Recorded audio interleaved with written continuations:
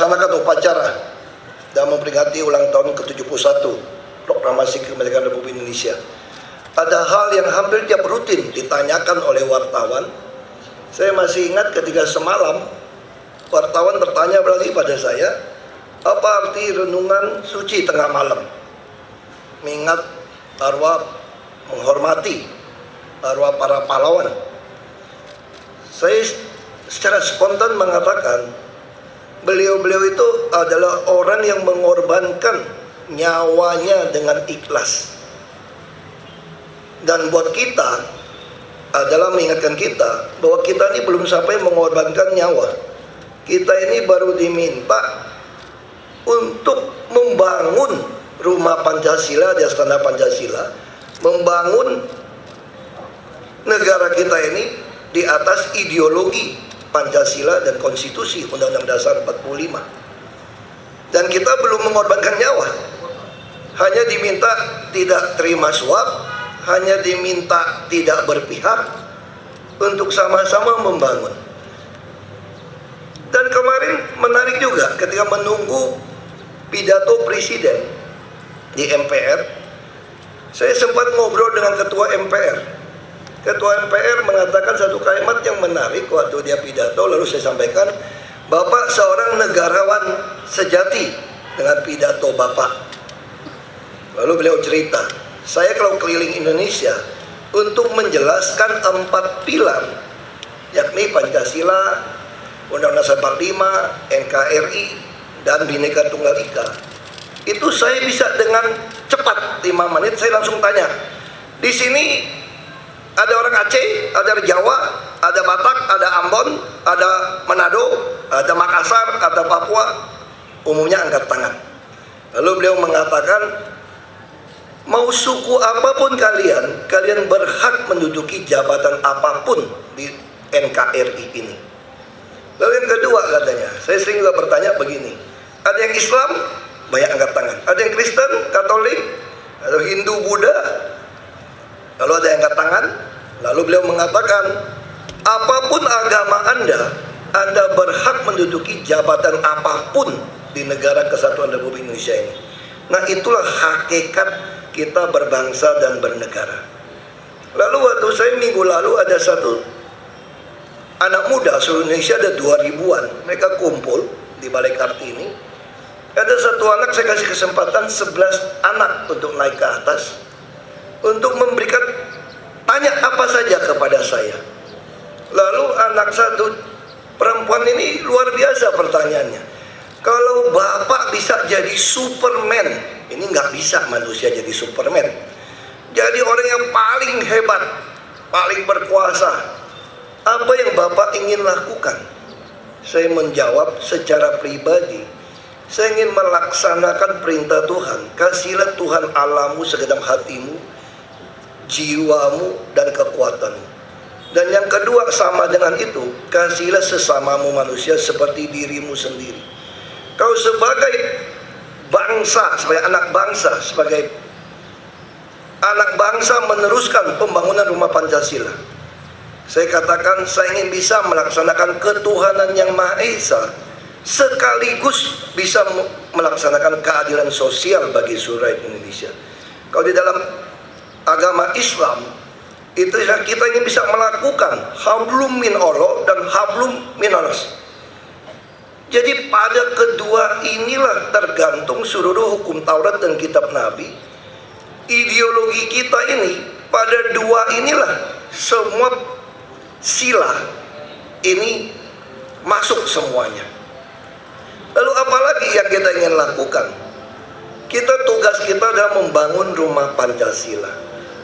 Ketika semua suku bangsa, anak bangsa manapun di tanah air ini dalam menyongsong mengisi kemerdekaan yang dasar fondasi telah diletakkan dengan mengorbankan nyawa, Pancasila dan Undang-Undang Dasar 45. Siapapun yang ingin membongkar fondasi, kita lawan. Jelas kita akan lawan fondasi. Hari ini kita berbicara berbondong-bondong, berebut-rebutan membangun, mewujudkan rumah Pancasila. Ketika saudara beriman hanya pada ketuhanan yang Maha Esa, tapi mengabaikan keadilan sosial bagi seluruh rakyat Indonesia, maka Anda sesungguhnya bukan hanya mengkhianati ideologi negara ini, tapi saudara-saudara termasuk saya menghina firman Tuhan. Karena firman Tuhan begitu jelas mengatakan hablum minallah, hablum minanas, atau kasih Tuhan Allahmu dan kasih sama manusia. Jadi kalau ibadah Anda semakin beribadah, semakin tidak adil, semakin menghabisi orang lain karena bukan keadilan sosial, maka saudara salah iman, salah menetapkan Tuhan, salah berbangsa dan bernegara.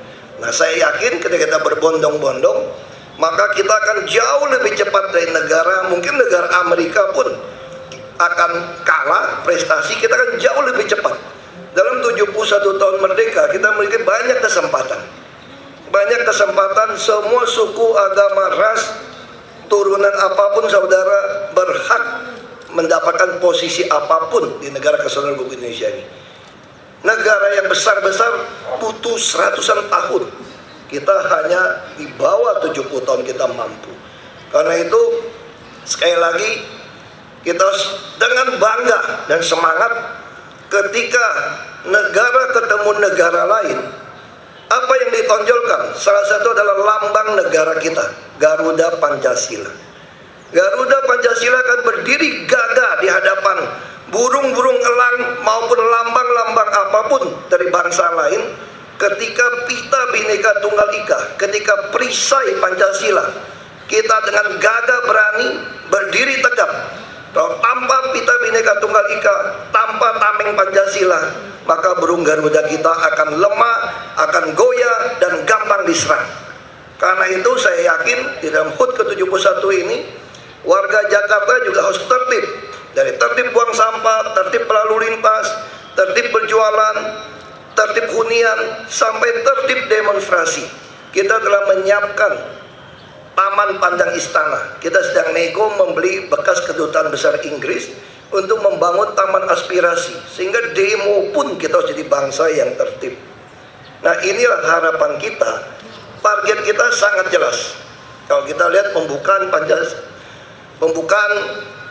dari proklamasi, jelas kita sampaikan bahwa kita ingin targetnya, kalau saya singkat, target kita adalah membangun manusia. Maka kalau kita nyanyi lagu Indonesia, kita bangun jiwa dan baru badan.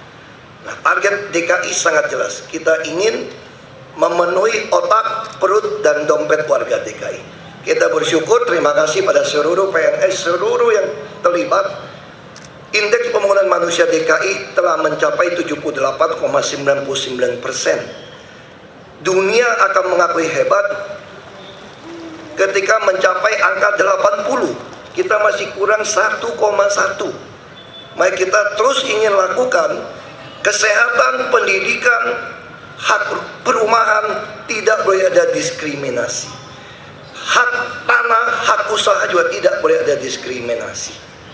Saya katakan, kalau rakyat mau makmur, semua harus memiliki lahan. Tahun ini kita akan memulai, siapapun yang ingin mengurus sertifikat yang nilainya di bawah 2 miliar, dia hanya cukup membayar 300.000 saja mendapatkan sertifikat hak milik. Nah, ini akan kita lakukan. Seluruh warga DKI harus memiliki lahan dengan sertifikatnya. Lahan-lahan sengketa akan kita ambil alih, kita manfaatkan dulu supaya bisa dipakai untuk kepentingan rakyat secara umumnya. Lalu kesehatan kita makin baik. Saya harapkan tahun depan kita bisa semua kecamatan telah memiliki sakit. Kita tidak ingin ada satu anak pun tertinggal. Kita ingin semua yang masuk perguruan tinggi negeri kita bisa memberikan untuk bantuan kuliah 18 juta per tahun. Dan kita sudah mulai juga mendorong nutrisi yang baik. Bangsa Argentina konsumsi daging sapi per kapita itu 16 kilo. Kita hanya 2,5 kilo, Jakarta hanya 5 kilo. Bagaimana kita mau bersaing? Maka kita juga melahirkan program-program. Pemegang KJP boleh beli harga daging sapi hanya 39.000 per kilo, termasuk ayam 10.000. Kita akan terus lakukan supaya nutrisi kita baik. Bus Transjakarta makin baik. kita juga memperhatikan orang-orang fakir miskin, penerima beras raskin di sekitar kita, Depok, Bekasi, Tangerang. Kita juga akan membebaskan mereka untuk mendaftar, tidak bayar naik bus Transjakarta untuk datang ke Jakarta berusaha, termasuk untuk orang Jakarta. Kita telah bisa mensubsidi hanya 3.500 saja sekali naik bus. Kita tahun ini saya kira akan tambah hampir mungkin 200 bus lagi supaya transportasi kita makin baik. Kita bersyukur LRT telah berjalan, MRT akan kita selesaikan, PKL terus kita tata, bantuan modal juga makin kecil bunga pinjaman 7-9% per tahun. Kita harap segera keadilan sosial bisa kita wujudkan. Inilah yang mau kita lakukan. Kita ingat Tuhan, kita ingat ada keadilan sosial. Dan kita selalu ingat, kita mau sayang mengasihi seluruh warga DKI, tapi dengan disiplin, dengan edukasi. Itu baru namanya sayang yang bertanggung jawab, yang mendidik. Sekali lagi, Dirgahayu Republik Indonesia ke-71. Selamat hari ulang tahun kemerdekaan Republik Indonesia. Merdeka!